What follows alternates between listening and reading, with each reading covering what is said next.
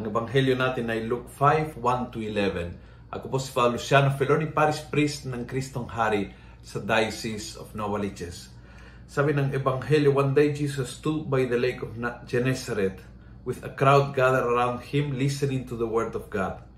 He caught sight of two boats left the water's edge by fishermen now washing their nets. He got into one of the boats, the one belonging to Simon, and asked him to pull out a little from the shore.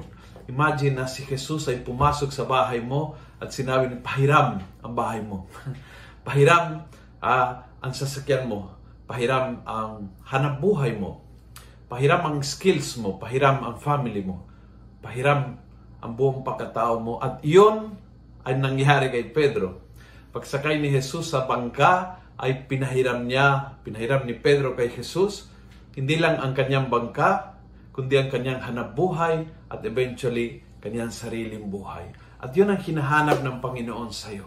Pahiram, pengi ng konti sa what is yours, your skills, your talent, your property, yung buong pagkatao. Hayaan mo na ako ang uupo and take possession of your life because I will make it abundant. At pag-abundant meaning sagana, pag-abundant meaning mapayapa, pagsagana, at mapayapa meaning happy, meaningful. Yan ang gusto ng Panginoon. Hiraming ang buhay mo.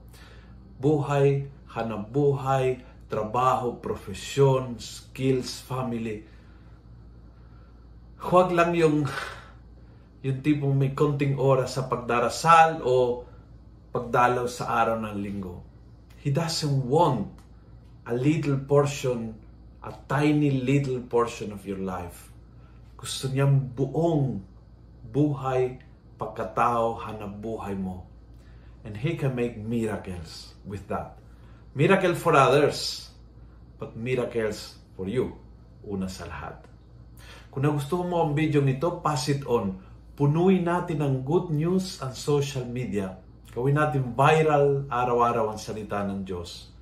God bless.